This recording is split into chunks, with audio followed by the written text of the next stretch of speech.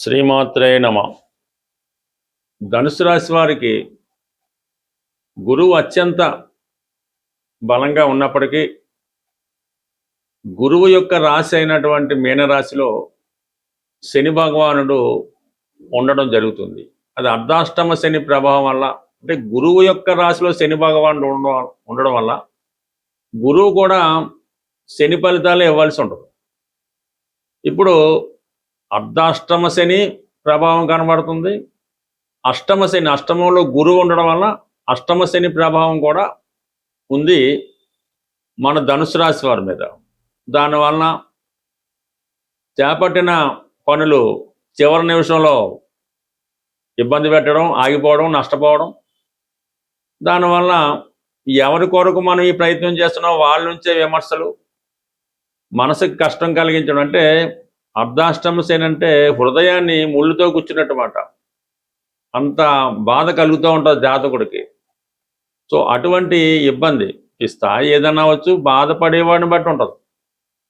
ఒకడు 100 రూపాయలు పోయినా బాధపడుతుంటాడు, ఒకడు పరీక్షలో సబ్జెక్టు పోయినా బాధపడుతుంటాడు, ఒకడు మొత్తం సబ్జెక్టులు పోయినా లెక్క చేయకుండా ఉండడు. ఈ విధంగా వాడు వ్యక్తిత్వాన్ని బట్టి ఆధారపడి ఉంటుంది. కాబట్టి కంపల్సరిగా తీవ్రమైన ఇబ్బందులు ఎవరికైతే మనసు కష్టం కలిగిస్తుంది, అవతల వాడికి చిన్న సమస్యగానే కనబడచ్చు, అనుభవించేవాడు పెద్ద సమస్యగా ఉంటుంది. అటువంటి వాళ్ళు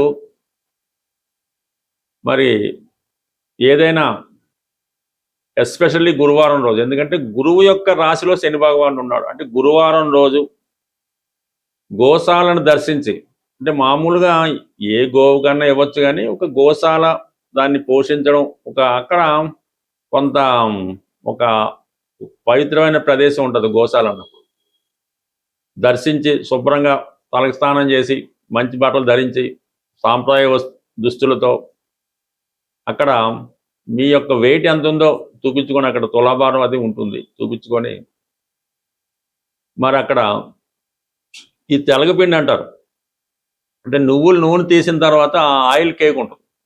అది ఎంత బరువు ఉందో చూసుకొని ముందుగానే దాన్ని పురమాయించుకొని ఒక 60 కేజీల, 80 కేజీల, 70 కేజీల. సాధారణంగా శనితో ఇబ్బంది పడేవాడు వెయిట్ తక్కువ ఉంటాడు కామన్గా.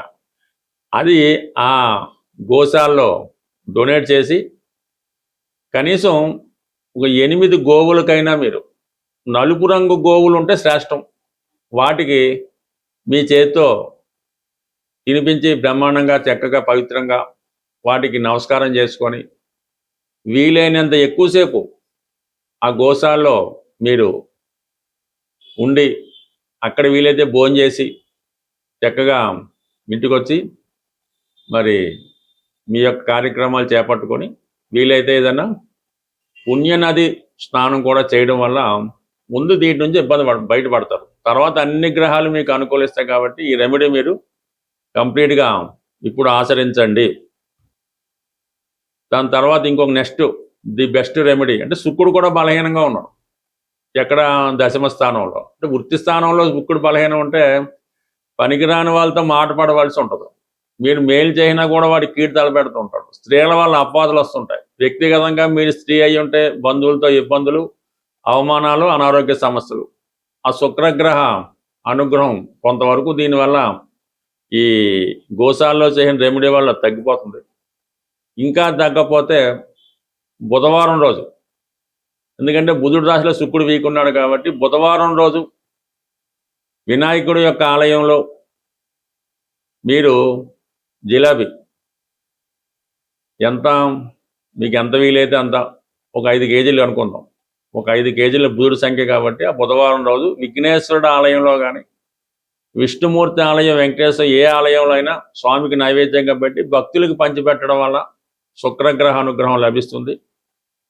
సో మిగతా గ్రహాలు 2 గ్రహాలు అనుకూలిస్తే సరిపోతుంది. కుజుడు కూడా సప్తంలో కొంత ఇబ్బంది పెడుతుంటాడు, మిత్రుడైన, లవ్ ఫెయిల్యూరు, ఇష్టమైన వారితో మాట పడడం. కాబట్టి మరి అదే బుధవారం, ఎందుకంటే బుధుడు రాశిలో ఉంది కాబట్టి బుధవారం రోజు సుబ్రహ్మణ్య స్వామి ఆలయంలో, ఆంజనేయ స్వామి వారి ఆలయంలో కానీ మరి భక్తులకి, అంటే స్వామికి వడమాలు సమర్పించి భక్తులకి అది ప్రసాదంగా ఇవ్వడం వల్ల కానీ, లేదంటే మీ యొక్క అన్నదమ్ములు ఎవరైనా ఉంటే వాళ్ళని ఇంటికి భోజనానికి ఆహ్వానించి చక్కగా కందిపప్పు, నెయ్యి సాంప్రదాయంగా వాళ్ళకి భోజనం పెట్టి వాళ్ళకి ఏదైనా అంటే మీకన్నా చిన్నవాళ్ళు తమ్ముడు ఉంటే లేదంటే మీ ఫ్రెండ్ ఎవడన్నా చిన్నవాడు ఉంటే వాడికి చక్కగా ఈ భోజనం పెట్టి చక్కగా వాడికి ఎరుపు రంగు వస్త్రాలు జస్ట్ బహుమతిగా ఇవ్వడం వల్ల ఈ కుజగ్రహ అనుగ్రహం లభించే అవకాశం ఉంది.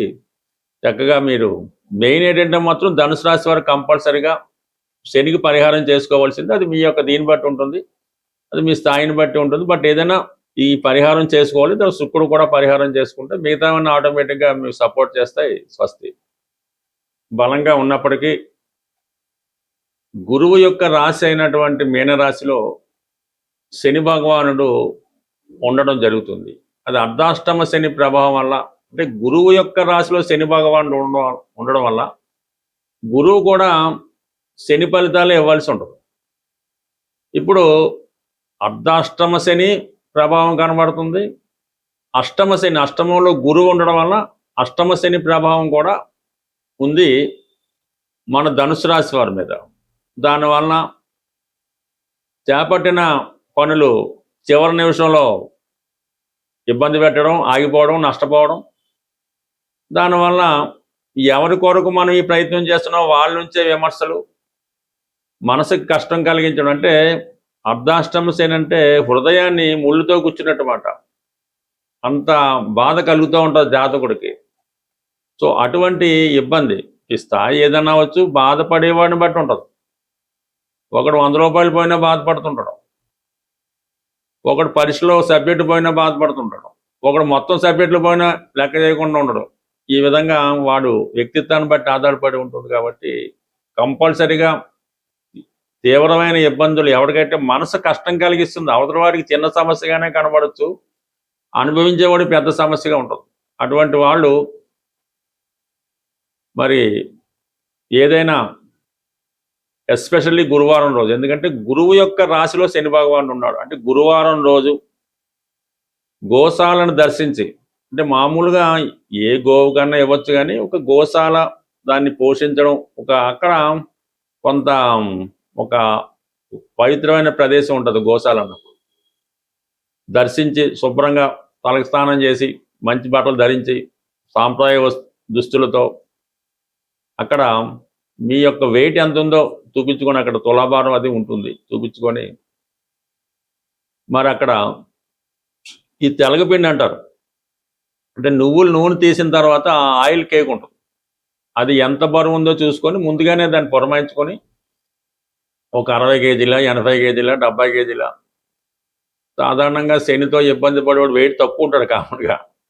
అది ఆ గోశాలలో డొనేట్ చేసి కనీసం ఒక 8 గోవులకైనా, మీరు నలుపు రంగు గోవులు ఉంటే శ్రేష్టం, వాటికి మీ చేతితో తినిపించి బ్రహ్మాండంగా చక్కగా పవిత్రంగా వాటికి నమస్కారం చేసుకొని వీలైనంత ఎక్కువసేపు ఆ గోశాలలో మీరు ఉండి అక్కడ వీలైతే భోజనం చేసి చక్కగా ఇంటికి వచ్చి మరి మీ యొక్క కార్యక్రమాలు చేపట్టుకొని వీలైతే ఏదన్నా పుణ్యనది స్నానం కూడా చేయడం వల్ల ముందు దీని నుంచి బయటపడతారు. తర్వాత అన్ని గ్రహాలు మీకు అనుకూలిస్తాయి. కాబట్టి ఈ రెమెడీ మీరు కంప్లీట్గా ఇప్పుడు ఆచరించండి.